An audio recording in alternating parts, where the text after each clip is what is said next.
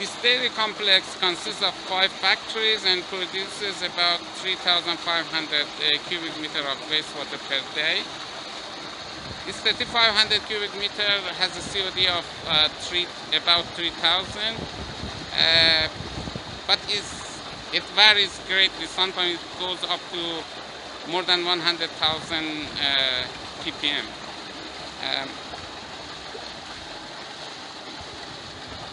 So the wastewater has a pH of about 11 because of the CIP they're using NaOH, caustic soda, to clean the pipes and equipment.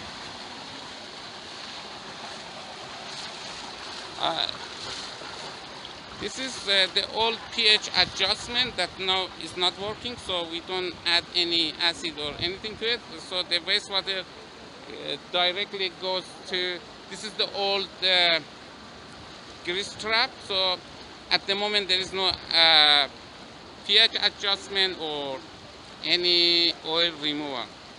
So the wastewater goes directly into the bioreactors. These bioreactors used to be equalization tanks before, but now they are biofixed bioreactors.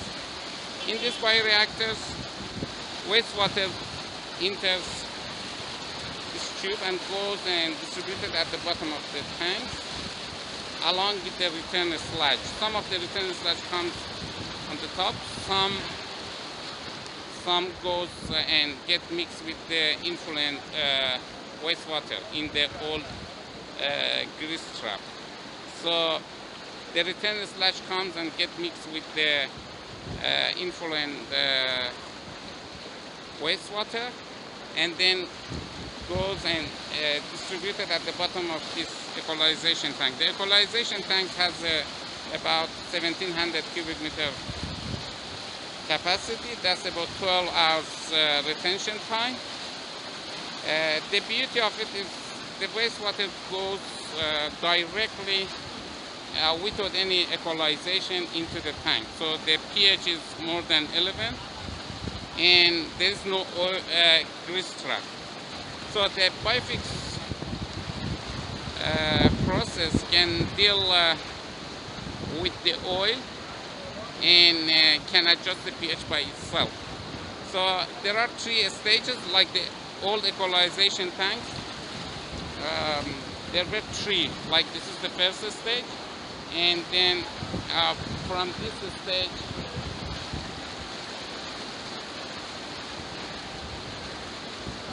the wastewater from the first equalization tank goes to the second, and this is distributed at the bottom. The same thing. The aeration is done with special aerators at the top layer. So the bottom layer is not aerobic, and only there is aeration at the top part. This equalization tank reduces the COD from around 3,000 to less than 700. So that's about like 5 kilogram of COD per cubic meter removal. And the other advantage is it removes the excess sludge as well. It doesn't produce excess sludge. So it's very high rate. It's so high rate that with the aeration, like here is winter, at the night the temperature is sub-zero, but the temperature of water coming in and going out stays the same. It's about 25 degrees coming in and 24 degrees going out. The high activity of the biomass and bacteria compensate for the cold weather and the aeration that's done. This is once again from the entrance. So we have the return sludge get mixed with the influent wastewater, goes to the old grease trap get mixed with the return sludge, go at the bottom of these equalization tanks, like this bifix bioreactors. And then after this, the wastewater, before the upgrade, these tanks used to work as equalization tank, and then from equalization tank used to go to the this USB anaerobic bioreactors. At the moment, the USB bioreactors are offline, but we are turning them into biofix bioreactors to remove the total sludge. So this factory will be sludgeless. At the moment, there is just 15% of the normal treatment plant sludge production because of the aeration stage afterward. But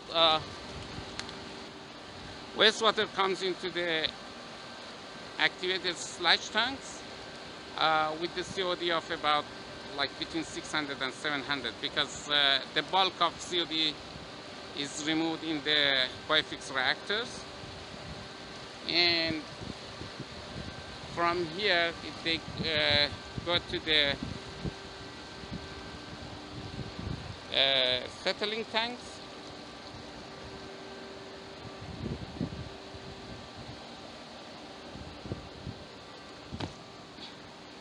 And from settling tank, there are two aerobic activated sludge tank aeration tanks and two settling tanks. And water flows to this chlorine contact tanks. This is the effluent from the factory. At the moment, like yesterday, result was the COD was 8 ppm. Like the influent to this treatment plant is about 3,000, the COD, and the effluent yesterday was just 8 ppm, 8 milligram per liter, and this is a great result.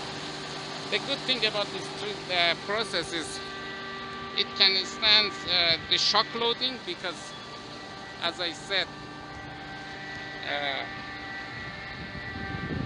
the wastewater from all these factories with different products goes directly into the bioreactor, and bioreactor can stand all the variations in the fluoride and organic strength of the wastewater.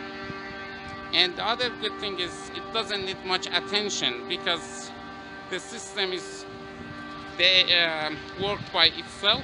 It doesn't produce excess sludge, and also it can deal with the oil. So there is no grease trap at the moment. And dairy wastewater, the first step is to remove the fat. But this treatment plant now working without any fat removal. And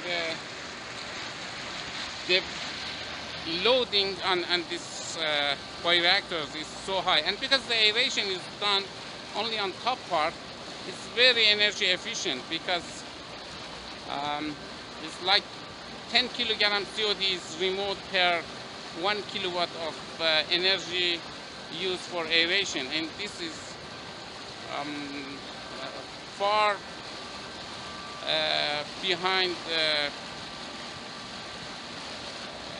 far more efficient than normal or other aerobic treatments. And the fact that the upper part is aerobic, so there is no smell coming out, because the H2S that's produced at the bottom part is turned into sulfate at the upper part. So the system is doesn't produce excess, doesn't produce smell.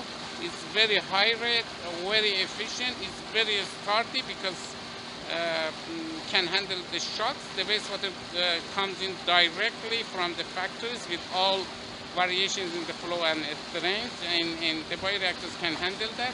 The pH is coming in more than 11 and going out less than 8, and the system does the pH adjustment. There is no nutrient balancing act here. We don't add anything because the system doesn't produce excess sludge, and nutrients are needed for new cells. So even it's an industrial wastewater, and the nutrient may be not as balanced as we wish, but the process can handle that as well. And the process doesn't need attention. It works by itself. So all the goodies we wish for a treatment plant are here in this treatment plant has. So from top part, this is the equalization tank that's turned into bifix bioreactors, and that's the USB that's not in line, and we are turning that into biofix process as well to remove the sludge that's produced in the aerobic stage. And that's the aeration tanks afterwards. As I said,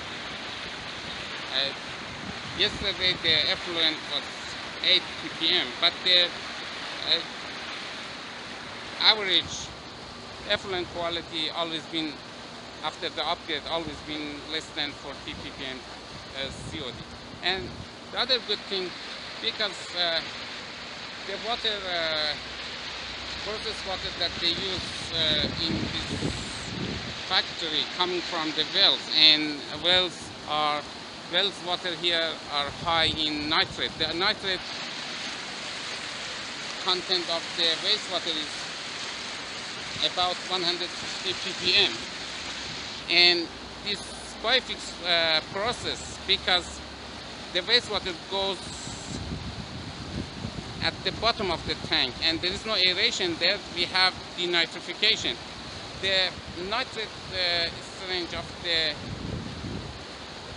water going out of the equalization tank or these bifix bioreactors is about 10 ppm. So the effluent nitrate is 150 milligram per liter, and the effluent nitrate is 10 milligram per liter. So this process removes nitrate as well at the same time. This treatment plant has loading about 10,000 kilograms of COD per day, and this bifix reactor loading is about 5 kilograms COD per cubic meter removed without producing excess sludge, and at the same time removes nitrate and fat. It's unbelievable what this treatment plant and this process is doing and can do. So I think this is the future of wastewater, biological wastewater treatment, because of energy efficiency, because of the simplicity, because of the sturdiness, because of advancement. It's very advanced. It has denitrification, it has total excess sludge removal or lack of excess sludge production. And this is once again the effluent from the top.